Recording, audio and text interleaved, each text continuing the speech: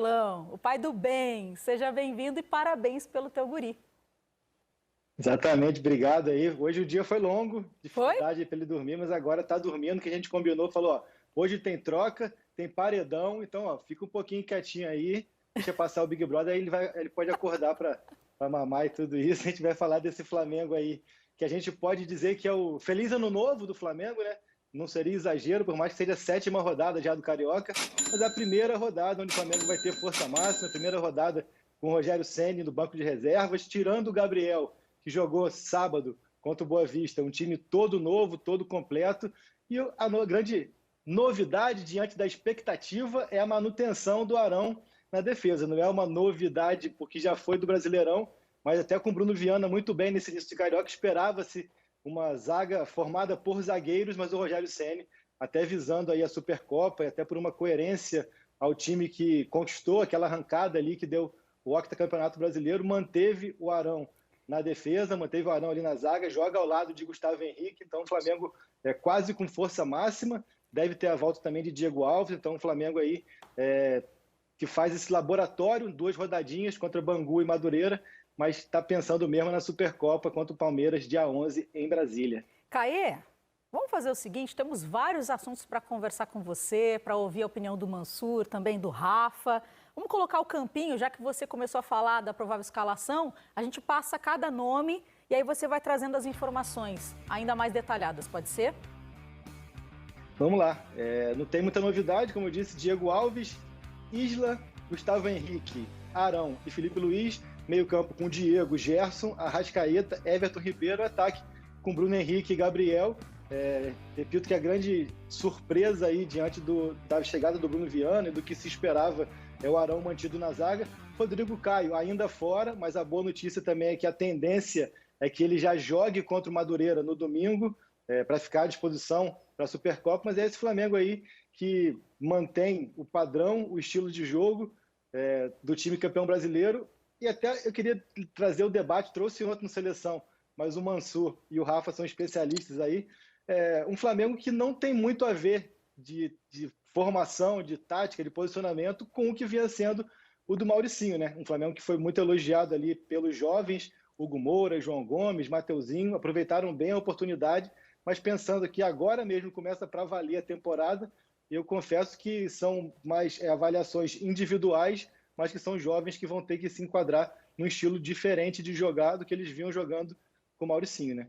Já que você fez essa tabeladinha já, praticamente, né, essa troca de passes, a bola tá com o Mansur.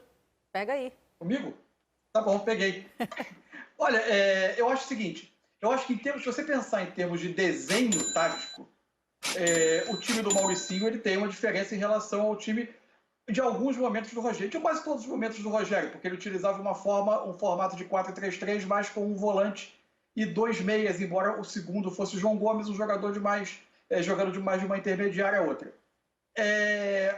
Só que em termos de modelo, ou seja, eu acho que isso não impede muito a observação individual de alguns jogadores, porque em termos de ideias, havia ideias parecidas de uma construção desde a defesa, de uma tentativa de jogar no campo de ataque. Eu acho que isso não altera tanto. Foi possível, por exemplo, ver que pelo menos a gente fala em carência no elenco do Flamengo, pode parecer até estranho, né? Mas enfim, embora o Flamengo tenha um time titular muito forte, especialmente com essa formação, mantendo o Arão no setor defensivo, na dupla de zaga, ela acaba tendo um efeito em cascata desse time do Flamengo, descobrindo alguns setores do time, do elenco, ou seja, das peças de reposição. Você traz o Arão para a defesa, você fica com o Gerson e o Diego como os volantes titulares, apenas com o João Gomes como peça de reposição, como especialista dessas 2 posições à frente da defesa. O estadual permitiu uma afirmação do João Gomes e o aparecimento do Hugo Moura, embora ainda seja necessário observar um pouco mais o Hugo Moura, por exemplo, em jogos em que ele for mais pressionado, se ele vai ser rápido o suficiente para essas primeiras ações com bola na saída de jogo. Mas ele deixou boas sensações. Só que a partir daí, quando você traz o Diego para ser o segundo volante, o elenco do Flamengo passa a ter uma outra peculiaridade, que são os 2 únicos meias ofensivos do time, jogadores com essa característica, Everton Ribeiro e Arrascaeta, os 2 únicos jogam.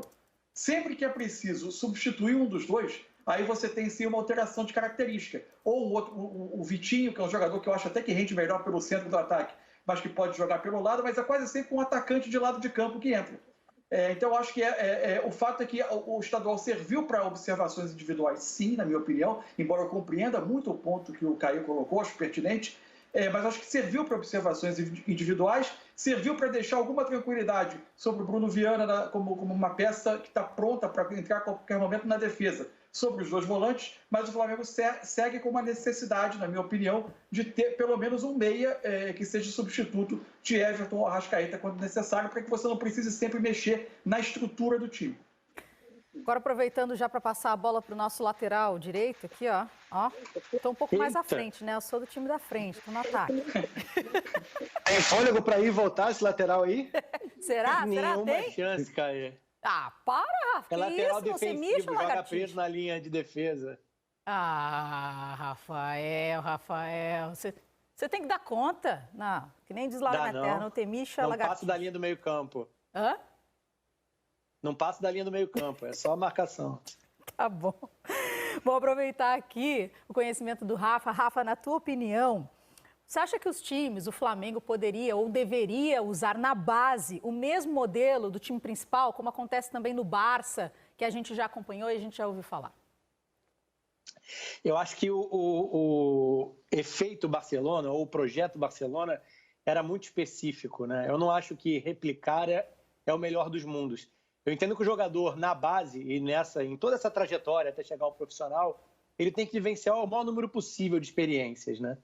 E para isso eu acho que estar moldado num mesmo sistema tático, num mesmo modelo, conceitos sempre idênticos, isso pode, na verdade, fazer com que ele não tenha repertório tático, né? E então eu acho que ele tem que vivenciar as diferentes experiências, as diferentes funções, inclusive, dentro do campo de jogo, e mesmo em determinada função, critérios diferentes de utilização, assim. Não necessariamente, se o cara é um ponta, ele joga, às vezes, atacando o corredor, às vezes com o pé invertido vindo por dentro, ele vai ser construtor, às vezes, ele vai ser um cara de profundidade, às vezes, para crescer esse repertório tático.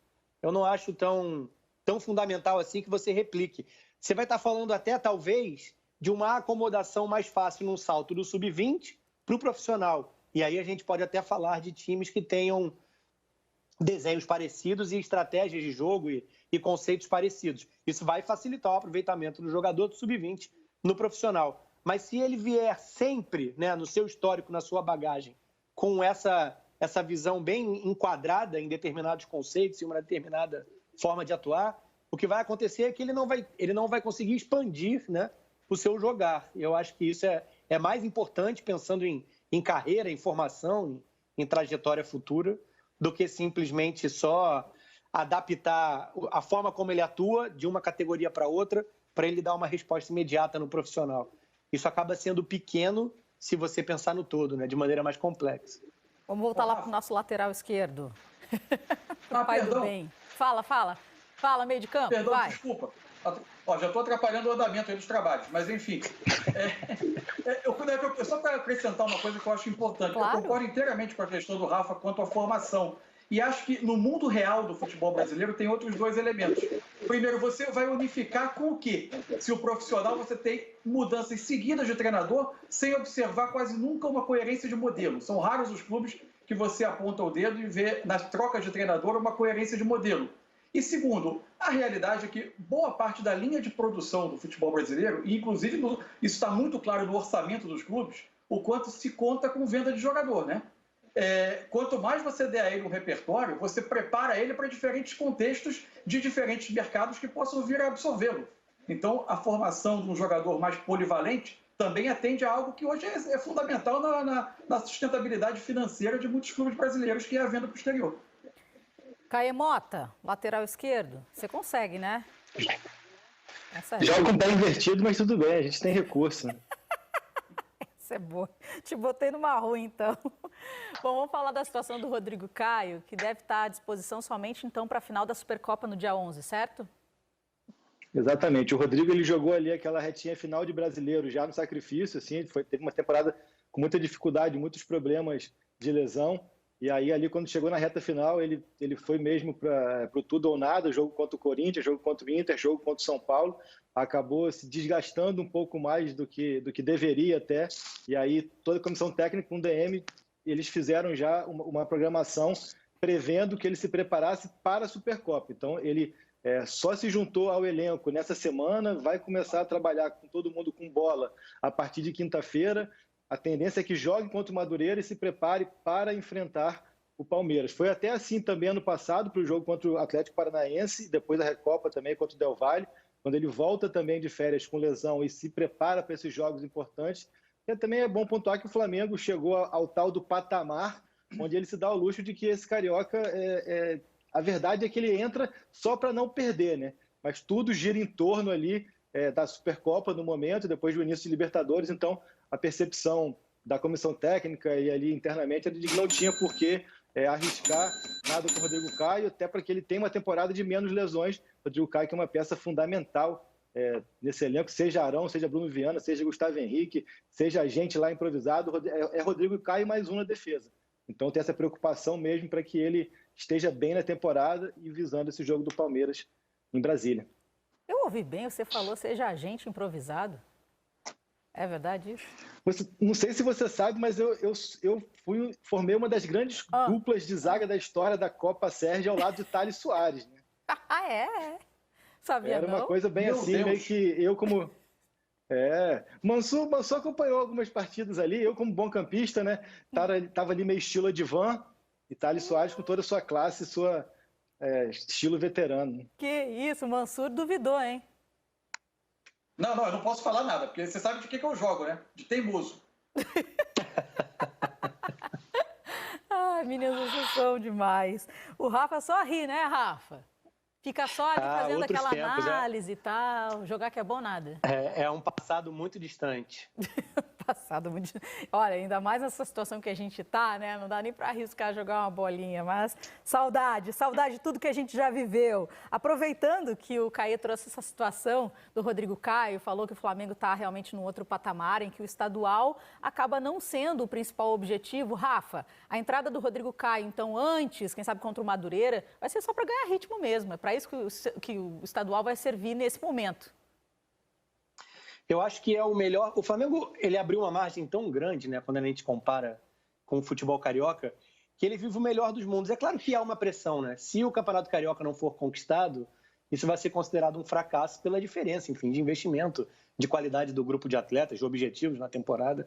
Mas, por outro lado, isso facilita o que é esse princípio. Ainda mais num ano tão atribulado, né? A gente tem falado de um 2020 de exceção, o 2021 também é, né? São 2 anos colados, esse começando a temporada já dentro de março e tendo que dar uma resposta, sendo que a gente termina, pelo menos em teoria, a temporada no princípio de dezembro. Então vai aglomerar tudo, vai acumular jogo um atrás do outro. O Flamengo tem elenco para isso e acho que tem que considerar, sim, o estadual como um laboratório, como uma afirmação de jogadores, né, satélites dentro do elenco, jogadores para complementar esse 11 principal. E aí a resposta do João Gomes é importante, a resposta do próprio Hugo Moura retornando também. Acho que o Bruno Viana foi muito bem, né, dentro do campeonato estadual. Acho que vai brigar, sim, por titularidade. Mas aí tem o desenho do Arão, que o Caê trouxe para a gente, e essa utilização na dupla de zaga, né? Eu entendo o Rogério, não acho absurdo a questão da qualidade na saída, muito determinante nos grandes momentos, né, da temporada para o Flamengo. Mas o desenho de estadual está redondinho. O Rodrigo Caio é primeira prateleira no futebol brasileiro, né? Um dos principais zagueiros que a gente tem, nível de seleção, de convocação, e acho que o que pega para ele mesmo é essa questão física. Num ano como que a gente vai viver agora, então, daqui para frente, mais fundamental ainda, que seja trabalhado assim na ponta dos cascos, para dar uma resposta muito próxima do ideal, sempre que estiver à disposição. E que diminua, né, a incidência de lesões para ter um número maior de partidas, inclusive nos momentos decisivos da temporada. Vou jogar direto ali para o Caê, que depois eu quero ouvir o Mansur também, que a gente tem bastante coisa. Ainda nesse bloco vamos falar de Grêmio, o Grêmio que acabou desistindo do Borré. Daqui a pouco tem informações com o Lucas Bubbles, nosso repórter diretamente de Porto Alegre. Então, aguentem aí, tá? Aguentem aí. Vamos falar do PP. O PP e o Flamengo querem continuar juntinhos ainda, é isso?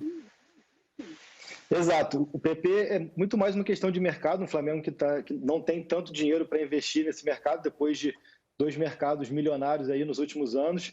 Então, até como o Mansur disse, já tem identificado algumas carências. Essa posição do Arrascaeta e do Ribeiro é uma das principais, até porque os dois devem desfalcar o time por muitas rodadas com seleções uruguaia e brasileira. Tem também a questão do goleiro, né? Porque é o último ano de Diego Alves, Hugo Souza oscila muito e também tem Olimpíadas, chance de proposta da Europa. Então, o clube busca no mercado um meia para ser opção a esses dois e um goleiro. Só que enquanto não tem dinheiro para isso, ele não quer se desfazer do PP, que já é um caso inusitado, porque ele estava totalmente fora dos planos, mas quando o Pedro Rocha vai embora, o Rogério pede que se renove com ele, porque não tinha como inscrever mais ninguém no Brasileiro, ele acaba sendo muito útil ali naquela reta final, mas renovou apenas por 6 meses. Então, o que clube e atleta pensaram? Não tem por que renovar por mais 6, porque ele continuaria livre para assinar um pré-contrato, então a tendência é que se assine até o final do ano que vem.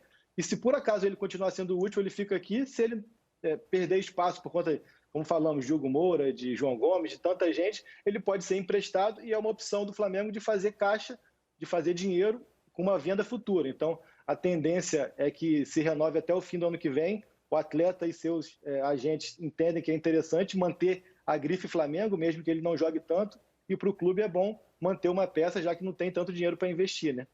E na reta final do Brasileirão ele chegou a ser utilizado, deixou a marca dele na vitória contra o Palmeiras, então também faz sentido o Rogério Ceni pedir a permanência dele. Caê, hoje quem falou foi o meia Diego Ribas, e a gente também separou um trecho, né? Isso aí, e a gente pegou um trecho de uma parte bem interessante que foi, ele cita um discurso do Rogério do ano passado sobre a tão sonhada dinastia, hegemonia que virou obsessão entre a torcida, e ele fala sobre isso, sobre o quanto que é difícil fazer esse tipo de sequência de vitórias. Eu acredito que nós temos uma mentalidade vencedora, né? Ela vai além da conquista de um título. É constante, em cada treinamento, a cobrança de estar fazendo sempre o nosso melhor, de estar performando da melhor maneira possível, e isso é uma mentalidade que nós temos dentro desse clube.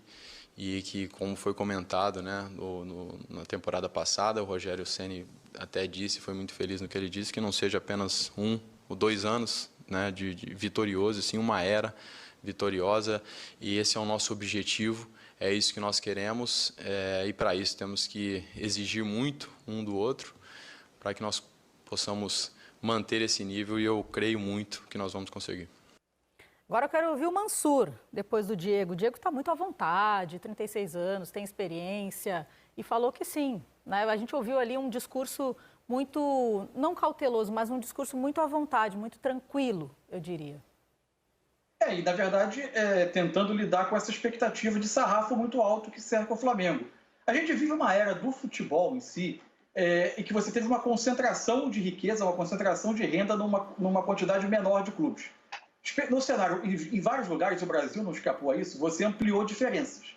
E elas estão muito claras nas ações de mercado, nos planejamentos, na ambição que cada time tem